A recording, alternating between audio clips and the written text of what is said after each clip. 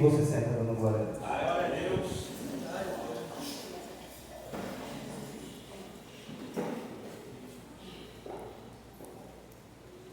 Aproximadamente por volta do mês de setembro, normalmente na segunda quinzena do mês, acontece uma reunião nos Estados Unidos conhecida como Assembleia Geral da ONU. A Assembleia Geral da Organização das Nações Unidas, onde quase todos os chefes de poder de todos os estados se reúnem. E essa reunião ela tem o objetivo de estabelecer diretrizes para o futuro político do mundo naquele ano. É anual. E não existe dentro da esfera humana nenhuma outra reunião que tenha tanto potencial político, tanto poder político quanto esta Assembleia Geral. Agora imagina que dentro dessa Assembleia Geral, todos os chefes de estados que se apresentassem com a plenitude dos seus exércitos, com toda a sua força armada, aérea, marinha, terrestre, com todas as suas forças bélicas, ainda assim não chegaria aos pés do volume de poder que está concentrado aqui no capítulo 4 de Apocalipse, a partir do capítulo 4. A partir do capítulo 4 do Apocalipse é revelado o trono de Deus, é o centro de comando do universo. Então, se a Assembleia da ONU decide ou trata sobre o que vai acontecer ou não, as diretrizes políticas daquele ano, a sala do trono de Deus é o que comanda todos os acontecimentos de todas as épocas, e nunca aconteceu nada que não passasse pela ciência e autorização da sala do trono. É tão importante esse trono de Deus, que esse termo trono ele vai aparecer 67 vezes na Bíblia, 47 só no Apocalipse. E dessas 47 vezes, 12 vezes ele vai aparecer só ali no capítulo 4. Mas é importante para que a gente possa chegar ao cerne da mensagem, que hoje é culto de ação social, mas que a gente possa chegar aqui, é importante você entender um pouco do cenário que se passa até que nós cheguemos à sala do trono. Porque na verdade eu vou usar apenas um personagem de todo esse contexto que nós vamos ver, mas eu quero te colocar dentro dessa história. O livro de Apocalipse você conhece. João, ele está na ilha de Patmos preso porque não quis se render em adoração a Domiciano. Domiciano, ele bota um decreto: eu quero ser adorado como um Deus, e João não consegue conceber essa história, essa ideia. Então Domiciano primeiro tenta matar João num caldeirão de azeite quente, não consegue, e ele resolve: já que eu não consigo matar, eu vou silenciar João, e manda João para a ilha de Patmos, uma ilha no mar Egeu, no Pacífico, uma ilha vulcânica conhecida ou traduzida por Ilha da Morte. A essa altura, João é o último representante do colégio apostólico de Cristo que ainda está vivo. Todos os outros apóstolos já foram levados pelo viés do martírio. E chega um determinado dia em que João, ele vai descrever no livro, ele vai dizer: eu sou João e também sou vosso irmão. Ele vai dizer: olha, eu fui arrebatado no Espírito no dia do Senhor, e vi por detrás de mim uma voz como de trombeta. Eu tenho uma paixão por essa passagem, porque João está vivenciando o pior momento da sua vida. João está vivenciando o pior momento da sua história. Ele está no meio do pior tipo de gente que existe. Os piores prisioneiros eram mandados para ele de Patmos. Ele está no meio dos piores que existem. Ele está sem esperança. Os amigos dele que começaram o projeto do Evangelho junto com ele já estão mortos. E ele vai dizer: eu estou nesse cenário, mas eu não esqueci quem eu sou. Eu sou João. Eu estou nesse cenário, mas eu não esqueci porque que eu estou aqui. Eu também sou vosso irmão. Eu não desviei não. Eu não larguei o Evangelho não. Está difícil, mas eu estou na casa. Está difícil, mas eu sou do rebanho. Eu sou João e também sou vosso irmão. Fui arrebatado em espírito. A situação está difícil, mas eu ainda ando em espírito. No dia do Senhor complicado, mas eu ainda sei qual é o dia do Senhor. E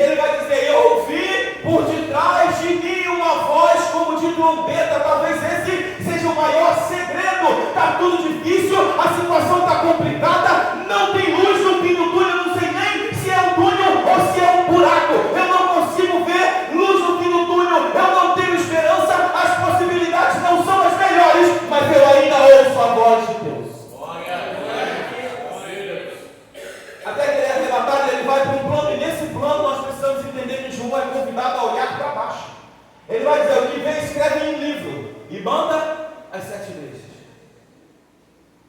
E ele vai desvendar aqui os mistérios dos 7 castiçais. São as 7 igrejas.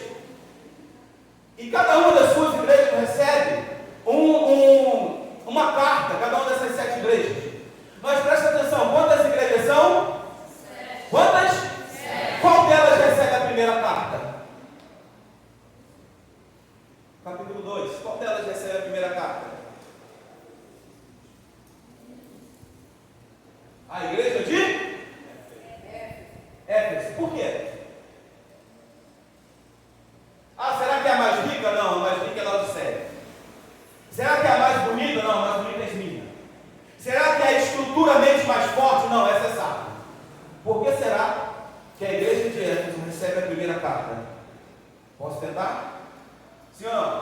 Sim. Posso me arriscar? Quem é o pastor da igreja de Éfeso nesse momento aqui? João é o pastor da igreja de Éfeso. Então, João, a situação não está legal não. Está complicado. A batata de todo mundo está assando, mas a tua está perto do fogo. Então a gente vai ver a tua primeiro. Sabe o que isso está querendo dizer para a gente? Antes de Deus falar ao povo através de você, Ele vai falar com você através da palavra de Deus. João, está tudo bagunçado, mas primeiro a gente vai tratar do teu problema. A tua igreja perdeu o primeiro amor. Primeiro pega para o teu lado, João, que eu preciso te usar para falar para as outras 6 igrejas. Então primeiro a gente vai corrigir o teu barulho. A tua igreja perdeu o primeiro amor. Para com esse negócio de eu fecho o olho e Deus vai dando. Isso não acontece não. Primeiro vá para o texto bíblico procurar saber aquilo que Deus quer falar com você. Porque primeiro Ele fala com você através da palavra. Depois Ele fala com o outro através de você. E o que, resumindo essas 7 cartas, o que Jesus está dizendo aqui? Jesus está apresentando aqui a sua noiva. Jesus está apresentando aqui a igreja. Sabe o que Jesus está dizendo? Ei, João, eu sei quem a minha noiva é. Eu não sou um noivo enganado que acha que está levando gato por lebre, não. Eu conheço as tuas obras. Eu conheço o teu defeito. Eu conheço a tua dificuldade. Eu conheço a tua transgressão. Eu sei tudo que eu preciso saber de bom e de mal. E mesmo assim, Ele nos escolheu. Mesmo assim, Ele escolheu você. Ele está dizendo, eu não estou enganado não. Eu sei quem são, eu sei quem é essa noiva. Eu sei quem é que está marcada para se aliançar comigo. Mas se ela vencer, se ela chegar até o final, está lindo, glória do Maria. Se ela chegar até o final. Passado a escrita das 7 cartas, há uma mudança. Aqui a partir do verso 4. Imagina João escutando esse relato.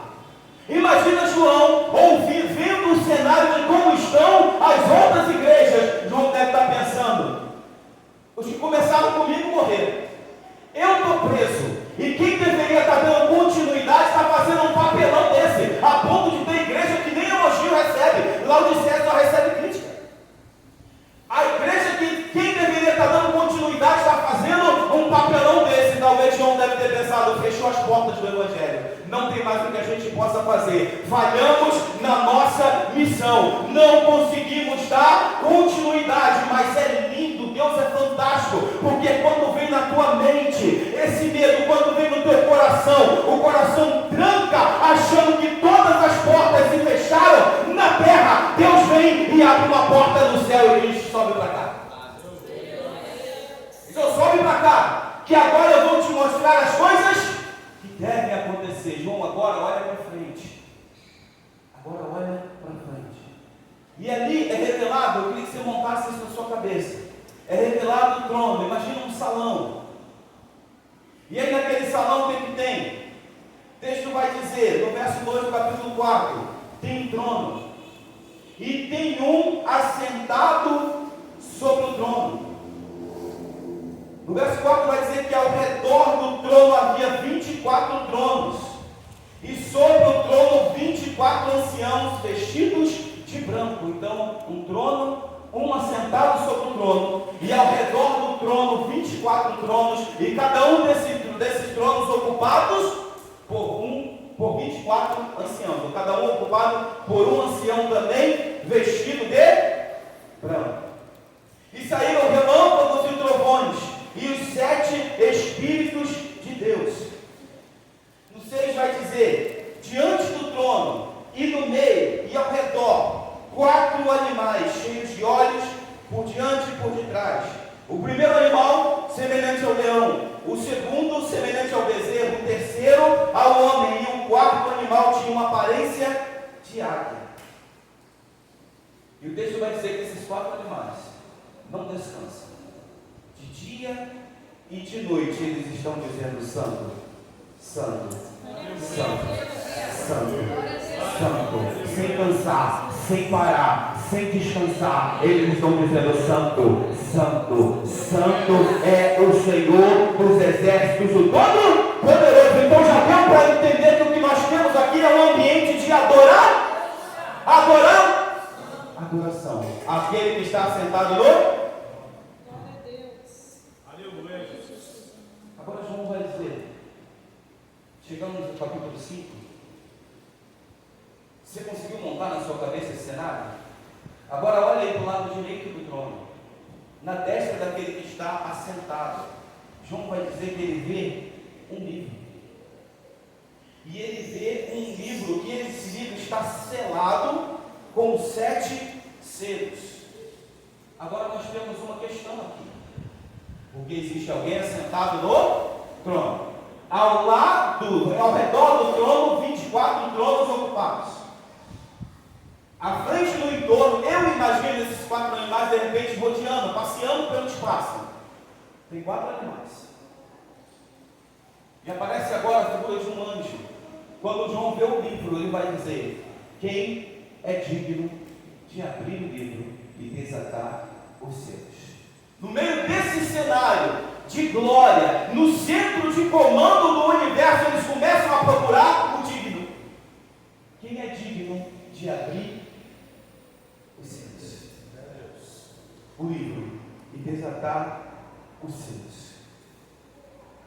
E João vai dizer que, lá no verso 4, ele chorava muito porque ninguém foi achado digno.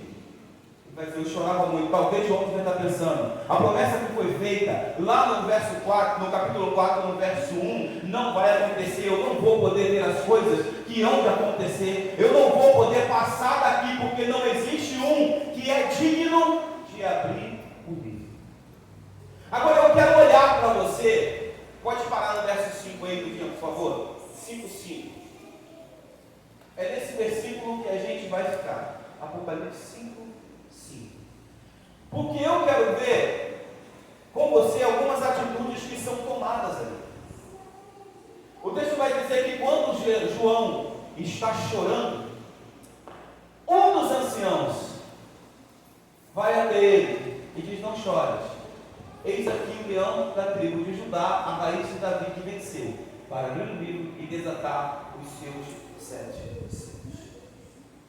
A primeira coisa que eu quero chamar a atenção, perceba, há um ambiente de adoração, sim ou não? Deus está sendo glorificado, sim ou não?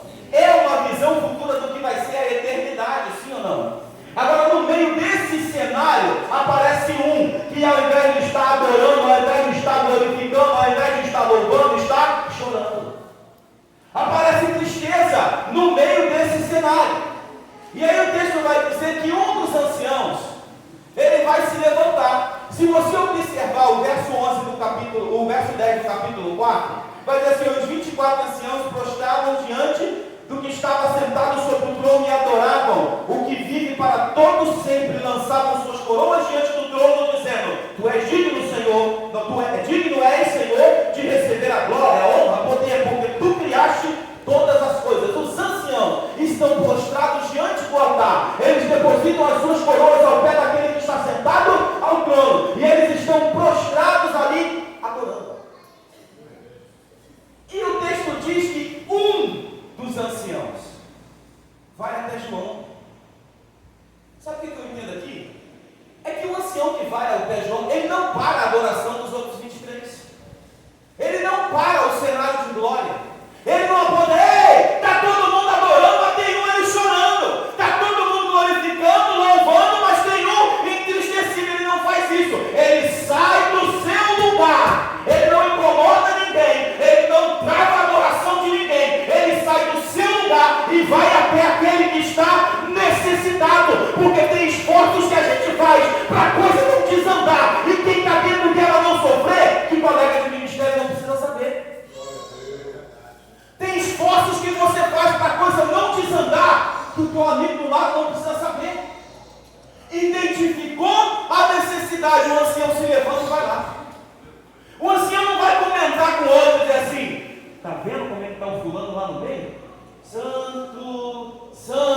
está chorando. Santo é o Senhor. Ele não.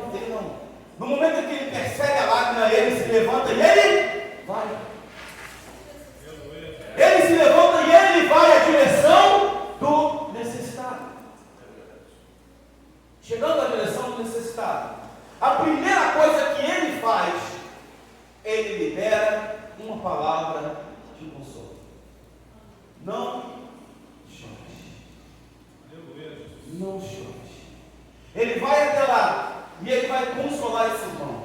Porque quando você chega para alguém e diz assim, olha, não chores, isso não acontece assim, ó. Não chora não, meu irmão. Não é assim que acontece, já reparou? O que acontece é, não chores. E eu estou aqui para te explicar o motivo. Se você quiser ouvir o porquê que eu estou pedindo para você não chorar, eu estou aqui. Então eu estou não só levando uma palavra de consolo, mas oferecendo um ombro. Não chores. O que está atrapalhando a tua adoração? O que está atrapalhando o teu louvor? Olha onde João estava, no centro de comando do universo, diante de Deus. O que está atrapalhando, meu irmão? Vamos lá, deixa eu te ajudar. Não chores.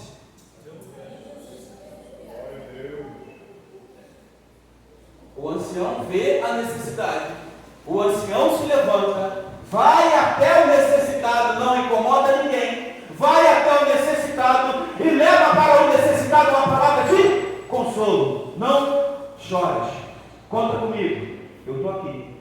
Qualquer coisa a gente desenrola esse barulho aí. Vamos resolver esse negócio. Porque o que não pode acontecer, deixa eu dizer uma coisa para você. Você pode entrar aqui triste, você sabe disso? Você pode entrar aqui carregado de pecado. Você pode entrar aqui brigar com o teu marido, brigar com a tua esposa, brigar com o teu filho. Você pode entrar aqui transtornado com o teu trabalho, brigar com o teu vizinho, isso não tem problema. O que não pode é você sair daqui assim. Em uma festa, como é que acontece? Você se arruma todo, melhor roupa, melhor sapato, os homens 20 minutos, as mulheres 2h30, tudo pronto, tudo montado, vamos para a festa. Quando acaba a festa, quando acaba não. Você chega na festa e vai lá fazer um retoque, a maquiagem. Primeira vez. A segunda vez o batom começa a sumir e já deixa. A festa acabando. Aí daqui a pouco, começa a desmontar o cabelo, a gravata entorta, a blusa entorta, não tem problema. Começa a sair da calça, a festa acabando, não tem problema. Quando acaba a festa, dá o homem com a blusa um pouco aberta, o cabelo pro alto, a mulher com a sandália na mão, o cabelo penteado já foi embora, a maquiagem já não existe mais, a bolsa está misturada com o sapato e está todo mundo destruído. Por quê? Porque numa festa o importante é a forma que você chega. O importante é a maneira que você entra. Aqui é o contrário. Aqui você pode entrar arrebentado, descabelado, todo moído, todo quebrado. Mas o importante não é quando você entra, é quando você sai. O importante é sair de cabeça erguida, sabendo que existem pessoas que estão batalhando para você não chorar. Não tem problema a forma que você chega, tem problema a forma que você sai. Agora esse Senhor vai fazer um pouco mais. Porque ele não só consola, como ele também responde à questão que trouxe as lágrimas. Não é só consolar, meu irmão, tem que mergulhar no meio do problema. Não é só dizer, ó, fica tranquilo, tá? Não se entristece não. Tem que mergulhar no meio do problema. Ele não pergunta por que você está chorando, ele diz, não chores. Ele já sabe o motivo. Ele não achou, ele está preocupado porque não tem ninguém digno. Ele vai dizer, olha, não chore. Eis aqui o leão da tribo de Judá, a raiz de Davi. Ele apresenta o digno. Ele responde a questão que está trazendo a lágrima. Ele vai para dentro do problema e vai buscar uma solução. Está triste porque ninguém foi achado digno? Fica tranquilo. Eis aqui o digno. Leão da tribo de Judá. Leão é o símbolo da tribo de Judá quando Jacó dá a bênção aos seus filhos. Ele vai dizer, é a raiz de Davi. De quem que ele está falando? Momento EBD. Ele descreve o leão da tribo de Judá, a raiz de Davi. De quem que ele está falando? Oi? De Jesus. Então vamos lá. Aquele ancião, ele percebe, ele percebe a necessidade. Aquele ancião, ele não incomoda ninguém, ele se levanta e vai em direção do necessitado. Primeiro, ele libera uma palavra de consolo. Vem comigo, uma palavra de consolo. Primeiro. Depois, ele vai apresentar aquele que é digno. Ele vai apresentar Jesus. Ele vai mostrar para ele quem é Jesus. O leão da tribo de Judá, a raiz de... Agora, ele não só apresenta quem é Jesus, ele não só descreve quem é Jesus, como ele também diz aquilo que Jesus fez.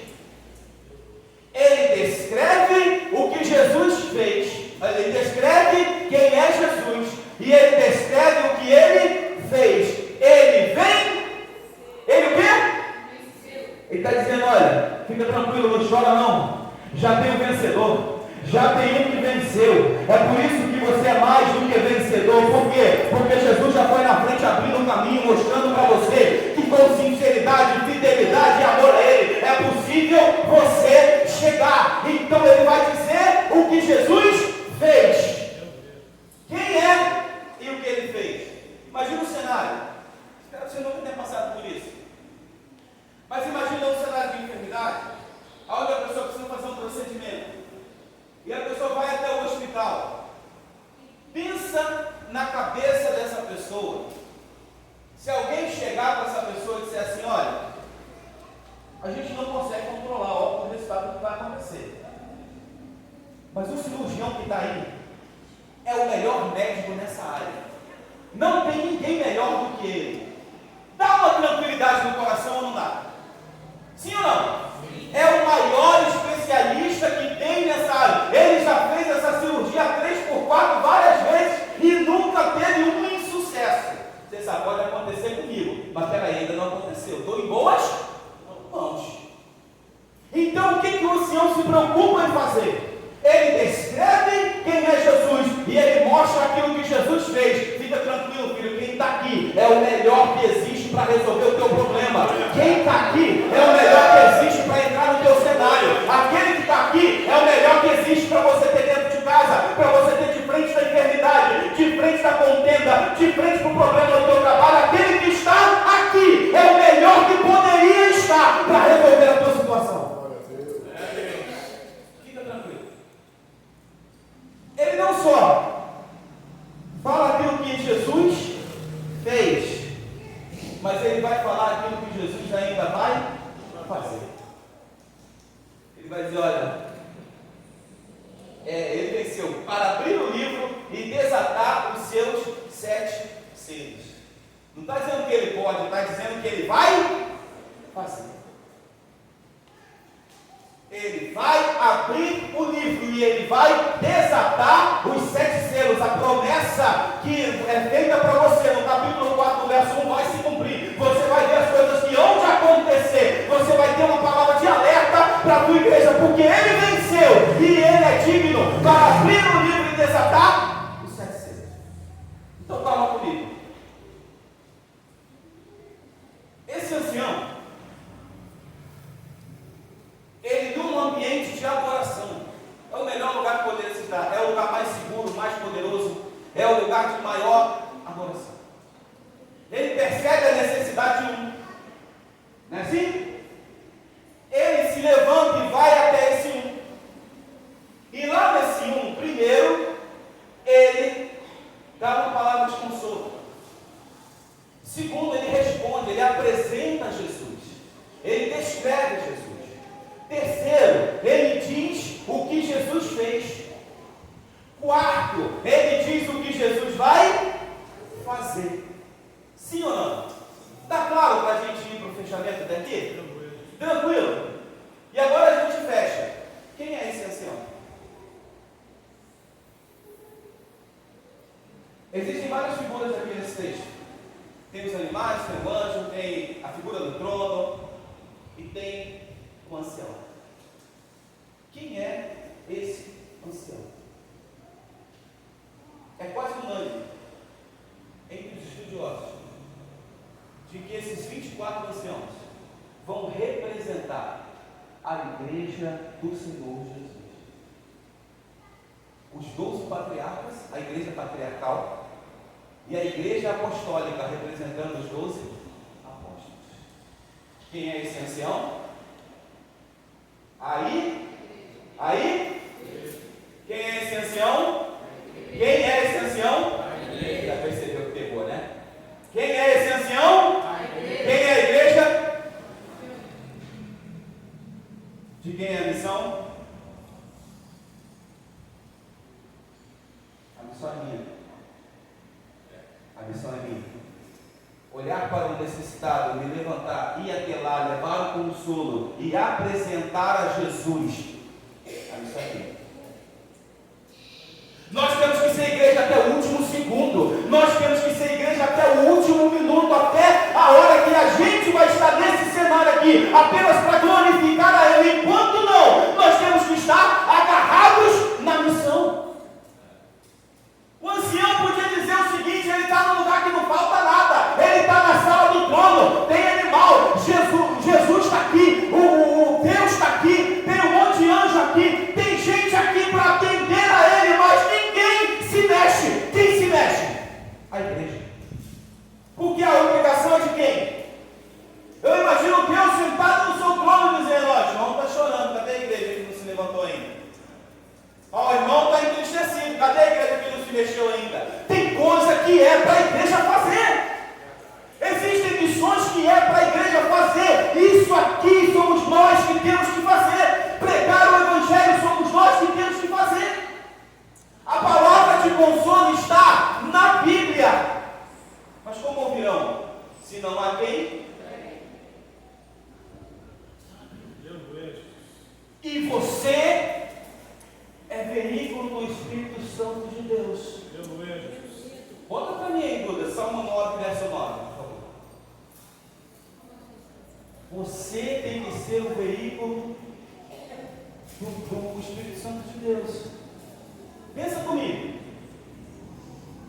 O Senhor, Salmo 9, verso 9. O Senhor será também um alto refúgio para o oprimido. Um alto refúgio em tempos de... Qual é o problema desse texto?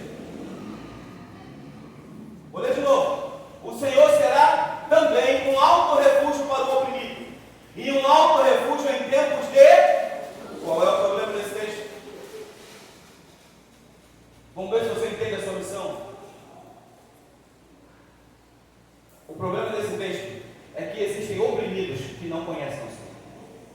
O problema desse texto é que tem pessoas sofrendo por opressão, mas a palavra do Senhor ainda não chegou. Ele não conhece o livro de Salmo, ele não conhece o Salmo 9, ele não conhece o verso 9. Por quê? Porque eu não estou lá. Não vou jogar responsabilidade para você não, vou jogar para mim. Porque eu não estou lá. Imagina assim, você tem que ir a um lugar. Executar uma tarefa que não pode deixar de fazer. Aí você tem 3 opções. Você pode pegar um Uber Comfort, carro executivo, com ar-condicionado, banco de couro estofado e motorista com qualificação um pouquinho acima. Você tem outra opção, você pode ir no busão, 6h30 da manhã, Jardim Redentor, passando aqui. Pode ir. Se tiver, apertado um pouquinho, mas você pode ir. E tem a terceira opção, você pode botar um tênis bem confortável, vai levar um tempo maior, mas você pode ir andando. Seja sincero comigo, qual opção você escolhe? Responde assim, 1, 2 ou 3, qual opção você escolhe? Opção 1. Sim ou não? Banco de couro, ar-condicionado, carro executivo. Mas, se a missão tem que ser executada a todo custo e você não tem a opção 1, qual opção você prefere? Qual opção? A 2 ou a 3? A 2. A 2. Está em pé, apertado, mas não está andando. A 2. Sabe o que acontece? O Espírito Santo de Deus tem o mesmo pensamento que você. A grande questão é que você é o Uber Comfort. Você é o carro executivo com ar-condicionado. Só que se você não estiver disponível para ir, ele vai de ônibus. Se não tiver ônibus, ele vai andando. A questão é, ele não vai deixar de ir, mas ele prefere ir com você.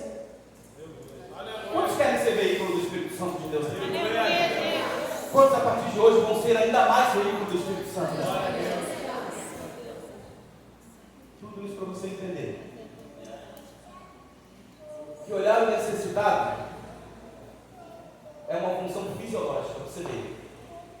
Entender a necessidade é uma função social, você entende. Você não pede 50 pratas emprestadas para alguém que está dormindo na rua. Pode ser até que ele tenha, mas tu pede. Você entende a situação social. Uma vez eu precisei trocar 100 reais.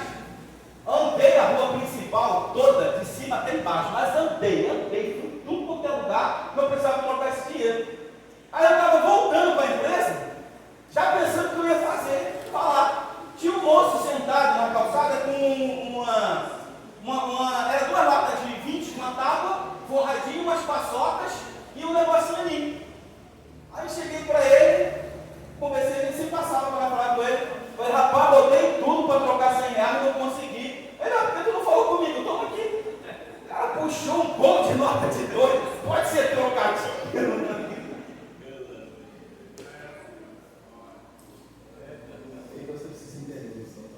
Entender a situação social, você entende.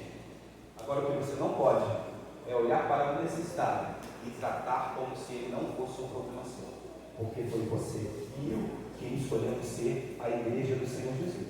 E se nós somos a igreja do Senhor Jesus, a responsabilidade é nossa.